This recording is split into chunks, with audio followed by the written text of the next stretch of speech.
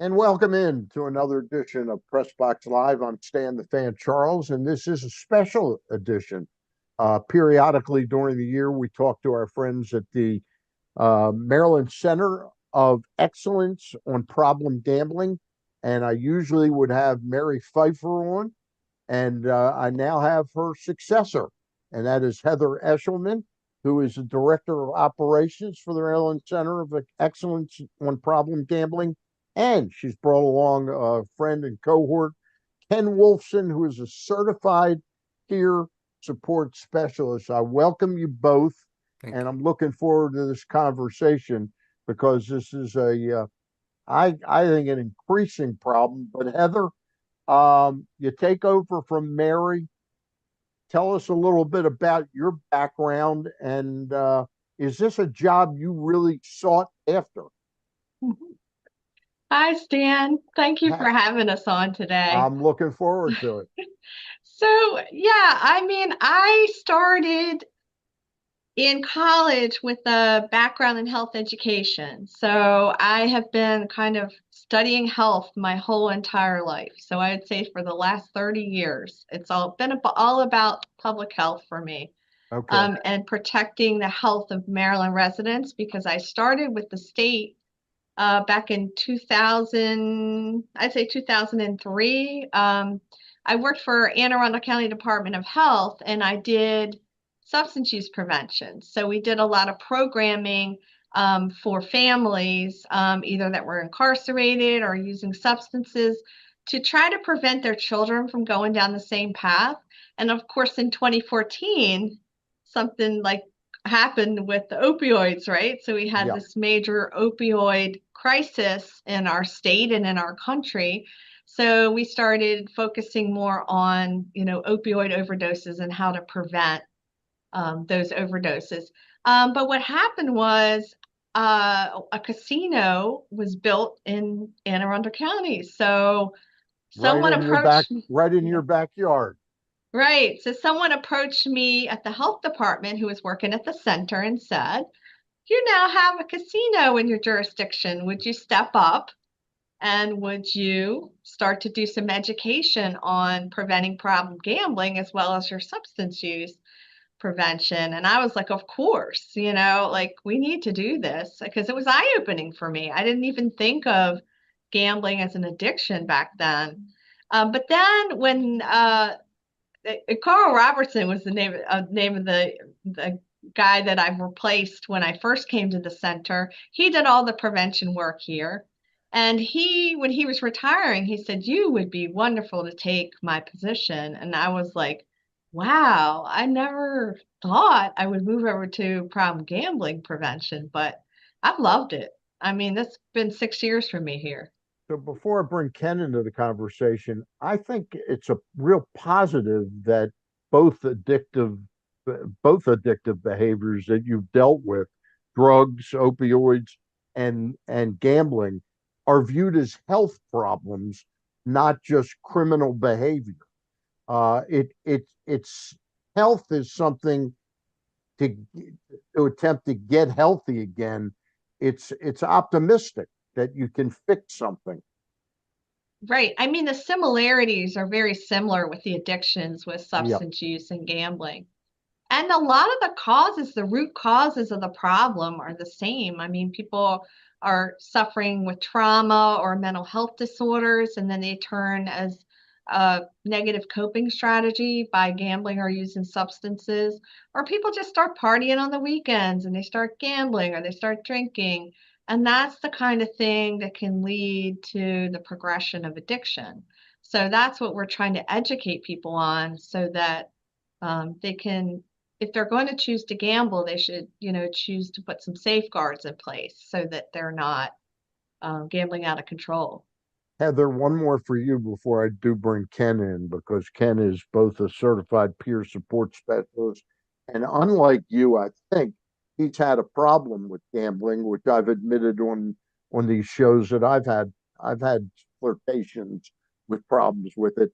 But one of the things is the age of people that start gambling. Is that skewing younger now? And is that something you have an eye on?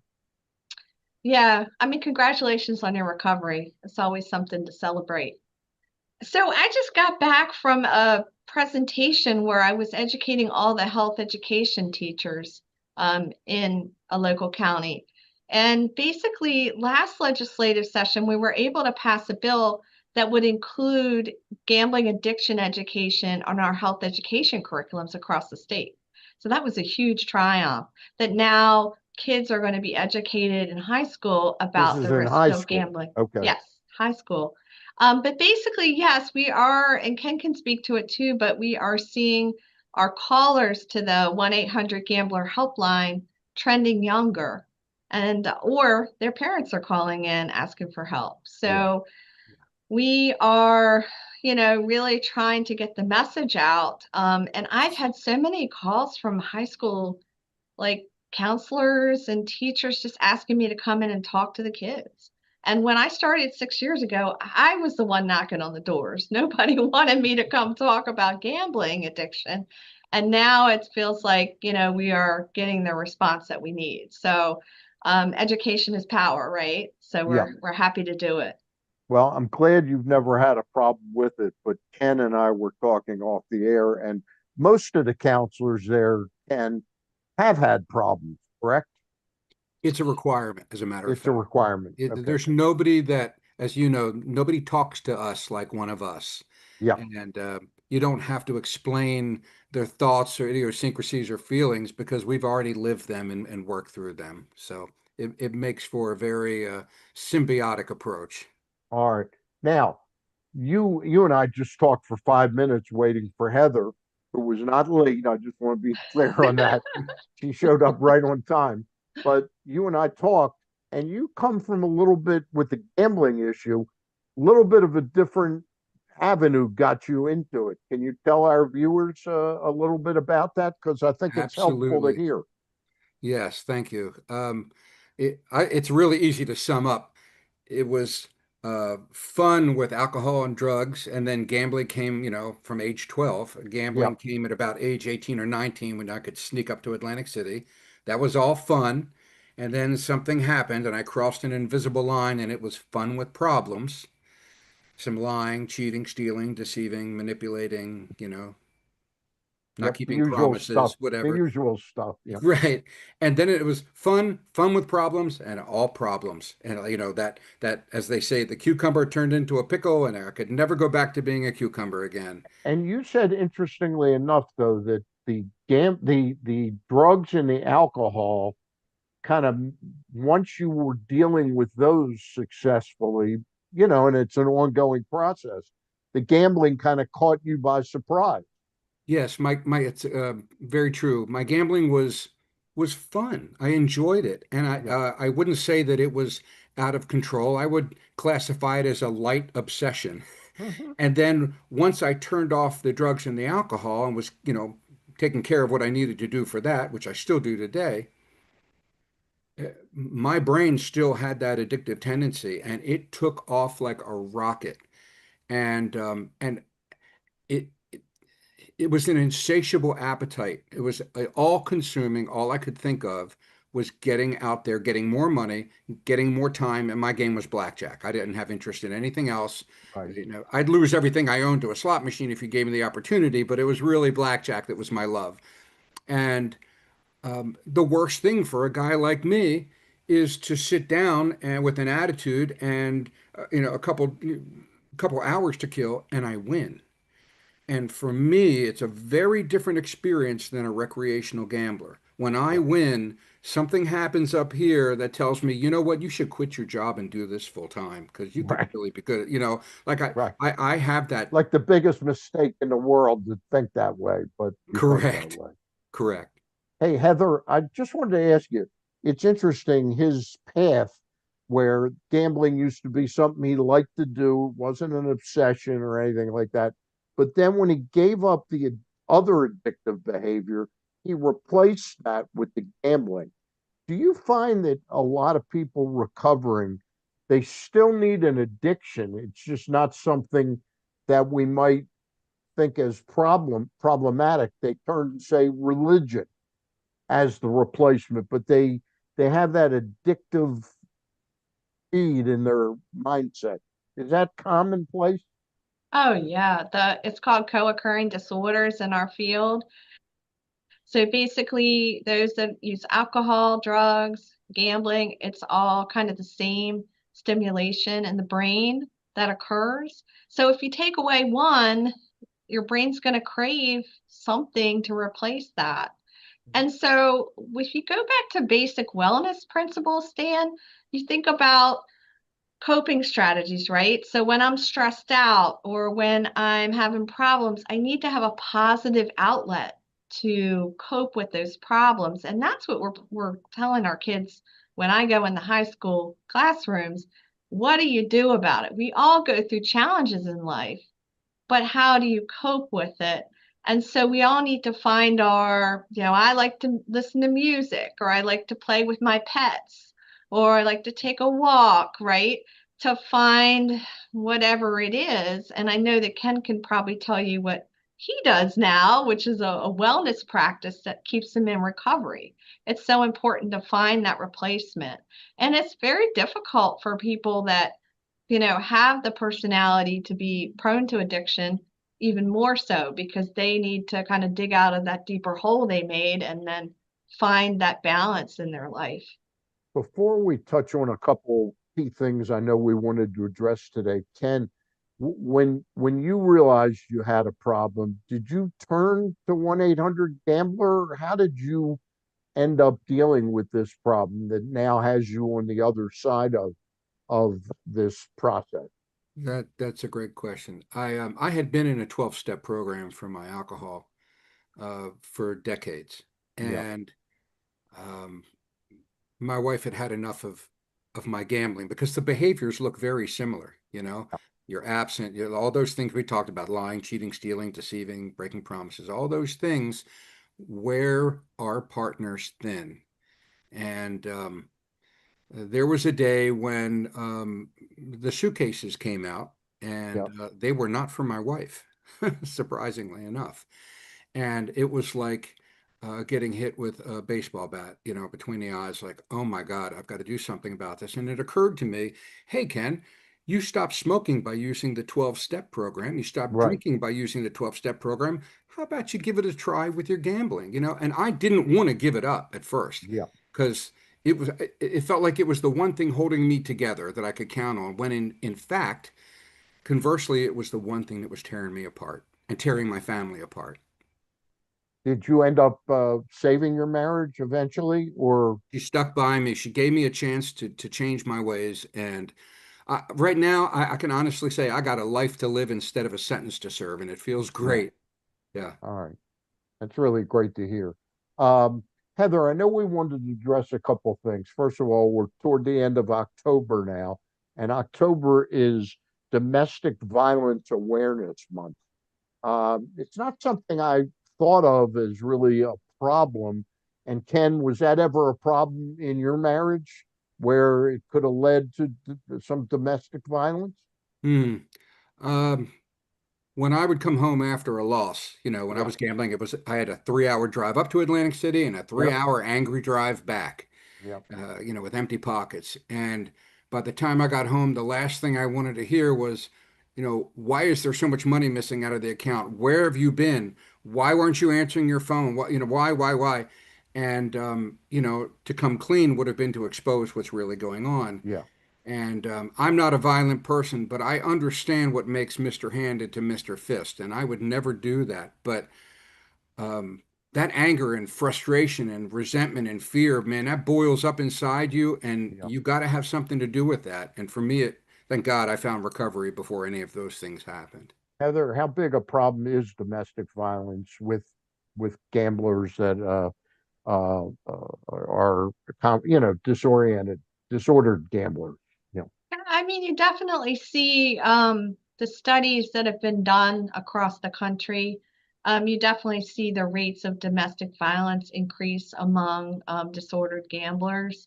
So again, like Ken touched on, it's about like the family relationship, right?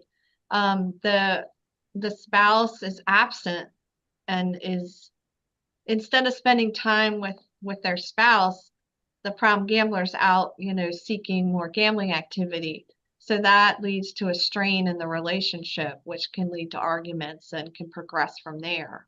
So, unfortunately, we don't have any strong studies here in Maryland, but nationally, that's one of the reasons that we at the center focus on Domestic Violence Month, because we know that problem gamblers, spouses of problem gamblers, are more likely to be victims of domestic violence, and Just want to children do, I too. just want to do a brief reset. We're talking with Heather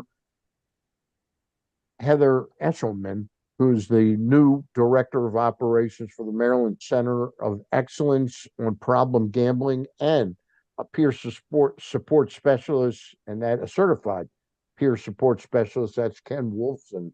And again, if you or someone you know are having a problem with gambling, and if you suspect it's a problem, then you know it's probably an addiction. Call or text the Maryland helpline. It's 1-800-GAMBLER, 1-800-426-537, or visit helpmygamblingproblem.org. Heather, tell me a little bit about what are some of the warning signs that someone may be becoming problematic and could lead to such behavior as violence toward the spouse. Um, so basically, we're looking at time and money. So an escalation in time that one spends in gambling activities, which of course, is a decrease in time towards things that are of wellness for the person's life. And then also the money. So an escalation of spending money. So that's some of the key, I guess, signs of a gambling disorder, as well as chasing losses. Someone will try to win back their money, and they just won't be able to put the phone down, or they won't be able to stop looking at the odds, or they're up at night, trying to look at scores from games or whatever it may be. But it's disruptive to life, causing negative outcomes, and relationships and issues. And like Ken touched on, lying, deceit, cheating, and it could lead to crimes. People can commit, thefts or embezzlement due to their gambling. So oftentimes judges don't ask, or the court system doesn't ask what the causes of these crimes, but we'd like to see more of that take place too, that those people ask more about gambling and or what's the source of the crime that you committed, and to try to see if it's related Right. to an Somehow addiction. it's a victimless crime when it's causing all sorts of. Right. Ken, the people that you deal with, are most of them coming to the help of mygamblingproblem.org site or calling the 1-800-GAMBLER number? Are they calling on their own volition that they realize they're at the end of the rope, or is it the family member calling, or are they just calling because the family member, like your wife, is making them realize that they have this problem? How many people really just go, geez, I've got a problem, I've got to do something? Because when you're in the midst of the problem, it seems like the only way out is to keep gambling, to get your Right. way out. That's right. That's a great question. The powerlessness and the unmanageability of a gambler's lifestyle uh, can only last for so long. Like Yeah. just like they say, no lie can live forever, right?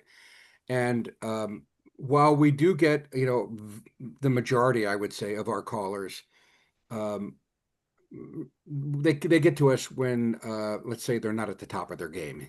Yeah. Nobody thinks to call us when they're on a winning streak. Yeah. Um, but they are incredibly open to other alternatives because they've been beaten into this state of reasonableness. Yeah.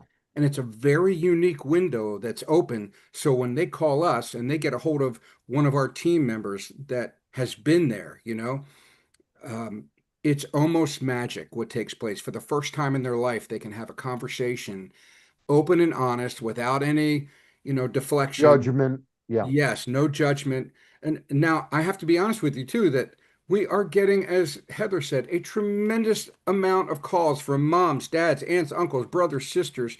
Uh, they're watching a loved one go down in flames, Yeah. and they are wanting help for their loved ones. Some of them, yes, like you said, will be shoving them towards the phone, and that's not always the best plan, but you never know when you plant a seed with somebody how it's going to grow. Like there might be something that you say that just like months later they're like, God, that guy was right. He's the only one that ever understood me, Yeah. and they seek us out. And That's why it's mandated that you have to have had a problem to become accountable. yeah, a Yeah. peer has lived experience and it's Yeah. an invaluable asset. Yeah. Yeah. Um, Again, the number is 1-800-GAMBLER, which is 1-800-426-25. I have it written down here. Wait a minute. Uh, where did I write it down? I apologize. 1-800-426-2537. I made the Yeah. mistake of thinking I could read it off of there, and my eyesight isn't the same as it used to be. Um, Heather, what can and should people do? I guess we've sort of addressed this. If they begin to feel out of control, angry, anxious, or stressed, so they don't end up leading to the fist or pushing somebody against a wall, you know. Right. I mean, I think that some people may be able to take a break on their own Yep, and try to cut back on their own and be successful. But like it sounded like you're talking about pretty extreme yep, outcomes like violence. And then if that's the case, I think the person should definitely give us a call, text, or chat to 1-800-GAMBLER and just have the conversation with someone like Ken. They don't have to commit to go into treatment, but they can learn about the resources and just realize they're not alone. And then maybe down the road, they might not accept treatment right away. Some of them do, right? They come in and they say, yes, I want to go to treatment. But other ones, like they just want to know about the resources and they want to try to get the gambling under control. right. So, yes, it's this. I think calling us never hurts because, like, it's a conversation. It's no more Oh, commitment than that, and it's free. okay. That's a good point to stress. It is free. Mary, excuse me, Heather, before we get out of here, I do want to talk about this 2022 study by the Maryland Gambling Prevalence. It's called the Maryland Gambling Prevalence Study. In 2022, it showed that 4% of Marylanders were disordered gamblers, which means addictive gamblers, and that equaled 194,000 Marylanders. By 2024, that had increased to 275,000 gamblers, which is 5.7% of us walking around. How much of that is related now to the legalization of gambling? Well, we can only deduce that the 2022 results were before legalized gambling, and then here we are with the 2024 results, and we see this increase. Yeah, So what is the main factor? The legalization of gambling and the promotion, the heavy advertising. it's nonstop, isn't it? Yes. So I feel like, we haven't, you'd have to do focus groups and really ask people what, you'd have to do further research to see what the bottom line number is. But I think it's safe to say that the sports betting really, as it's become on personal devices and become more convenient and accessible, that's going to lead some people to have more problem with it. Yeah. So it, it certainly looks like there's a connection there. And it's interesting. Look, we want to be fair that the casino industry, and it's mandated by the state that they have to kick some money into problem gambling. But at the same token, they're doing that with the right hand, and with the left hand, they're spending so much money as an industry in trying to entice new gamblers. I think they don't do that great a job at it because I think the gambling gets the advertising gets kind of tired and monotonous, I don't see why it would lead me to want to sign up with any of these people. But I did want to ask you, does that does that translate, that increase in disordered gamblers? Does that increase the level of people you have, Ken and Heather, that are reaching out and see it as a problem? I mean, yes, I can let Ken also comment, but we are seeing an increase in calls, and we're hiring 3 more peer recovery support specialists to cover the increase in calls. So, yes, we are definitely able to track that. Um, and they are for sports betting. That's why Yeah. people, or internet gaming, that stuff that's more online is what we're getting calls about. And Heather, before I finish up with Ken, that increase in the prevalence of disordered gamblers, that's got to correlate, doesn't it, to the youth, where there's a prevalence of kids 16 to 20 years old, 22 years old, that they always had an opinion on games. Now they hear, oh, it's legal, and they're bombarded with the advertising, and it's sort of sexy to be able to, "Oh, I can do it legally now." That doesn't Right. mean that it doesn't come with problems. Right.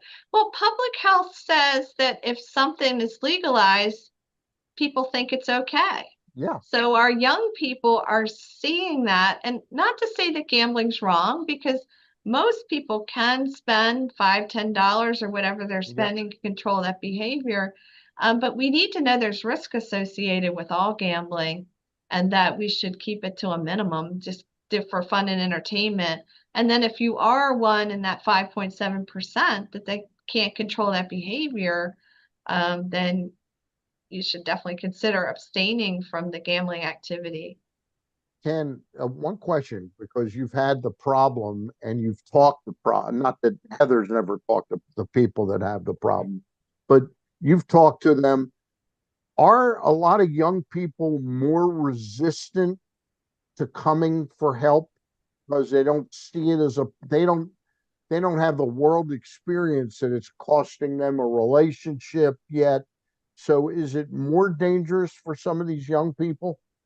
It's a great question. I believe so. Heather, You that's the know, third time he said that.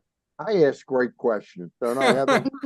yeah, when we're young, we're 10 foot tall and Yep, bulletproof, we're and nobody can tell us anything. And then, there's a lot of shame and guilt and frustration, so we decide to hide our gambling behind a shroud of secrecy and deception.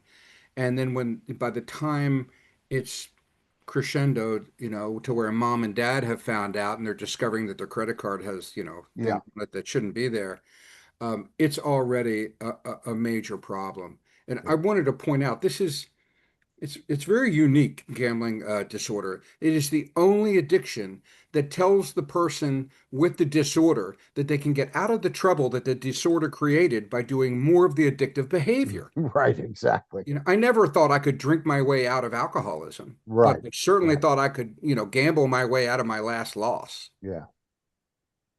Great point. Great point. Hey, it's been great meeting both of you. And Heather, congratulations on your new position there with Thank you, the Stan. Office of the Maryland Center of Excellence on Problem Gambling.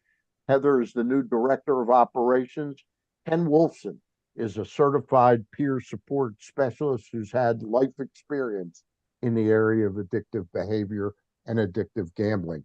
I know we got the holidays coming up. Maybe we'll do this again in front of the holidays, because that can be a sort of a triggering point for a lot of people. I really do appreciate your time. And again, we'll tell you one last time, if you or a loved one are having a gambling problem, call 1-800-GAMBLER, 426-2537. Call, or maybe you feel like you don't want to really talk to somebody. You can also text that number, 1-800-GAMBLER, 426-2537, or go to the website, visit helpmygamblingproblem.org. Appreciate it again. For Ken Wolfson and Heather Eshleman of the Maryland Center of Excellence on Problem Gambling. Talk to you both soon.